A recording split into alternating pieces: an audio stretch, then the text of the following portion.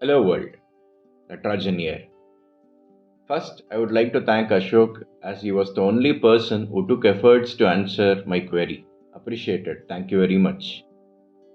Here are the people who got the answers for the last question.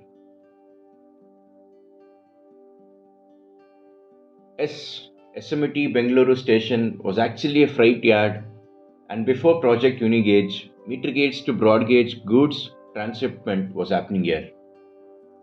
Now, here is the next question for the day. Which is the first EMD locomotive of Indian Railways? Comment down below. In the last vlog, I said I'll try to capture Amrit Bharat Express in daylight. The very next week after the inaugural run, I actually travelled on board and got a twilight outside capture at Katpadi Junction.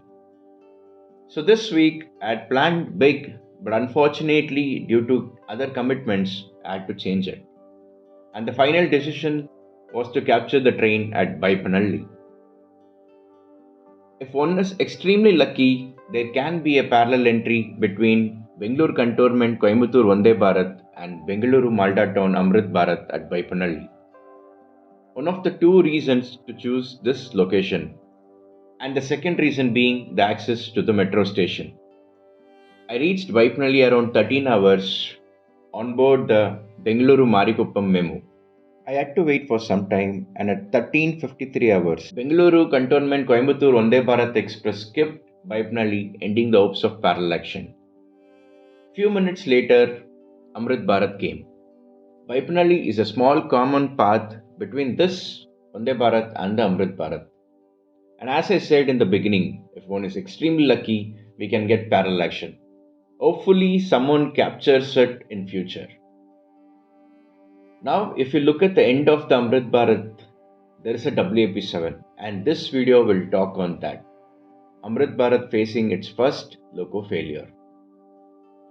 Let's see what and where exactly the incident happened.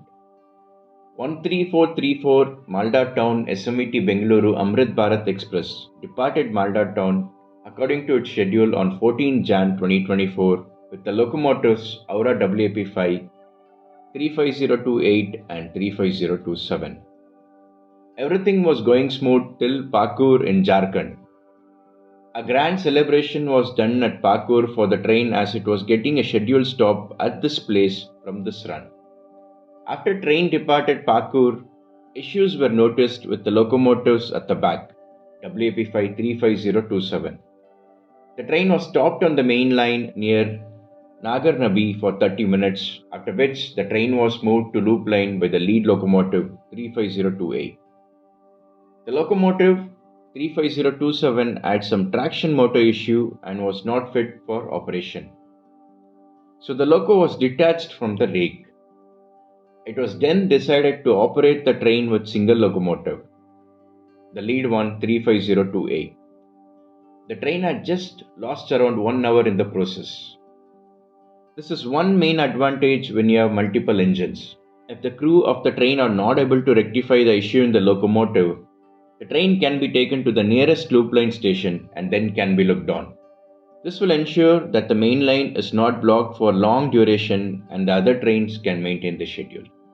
Imagine if this was a single loco all train in the section, the train would have to be stranded till a rescue loco makes its way.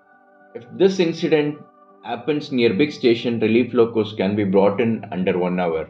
If it's near some remote location, it can take up to 3 hours. Now coming back to Amrit Bharat incident, the train continued its journey till Visakhapatnam with single locomotive. Here the train undergoes direction reversal. Lalaguda WAP7 30632 was allocated to lead the train now.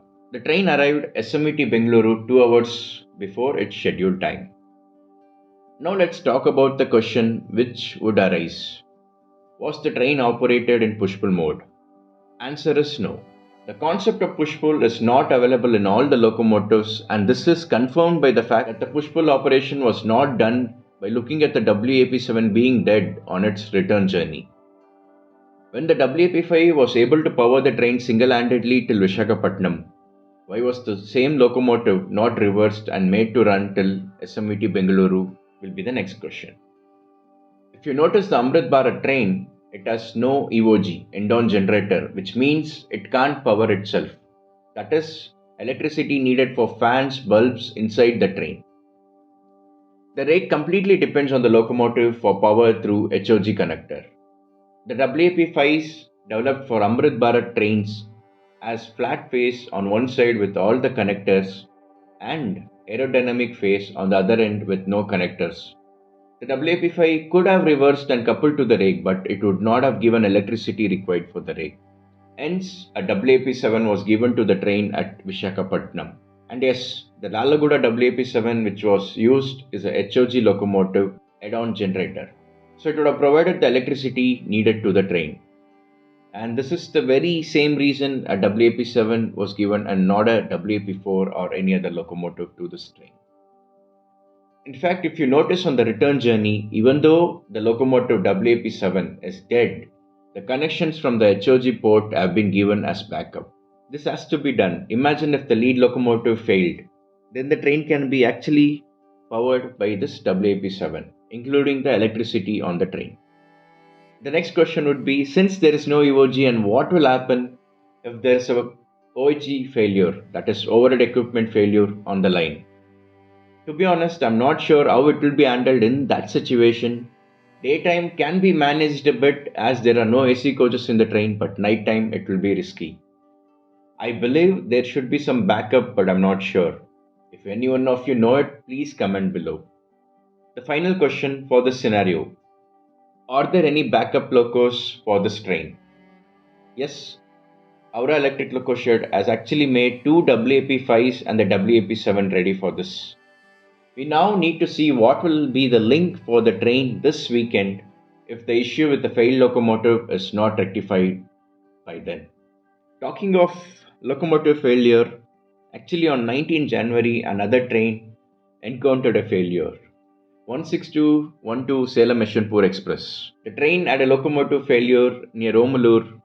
Krishnajapuram WHG9 was actually powering the train and it developed some issue near Omalur.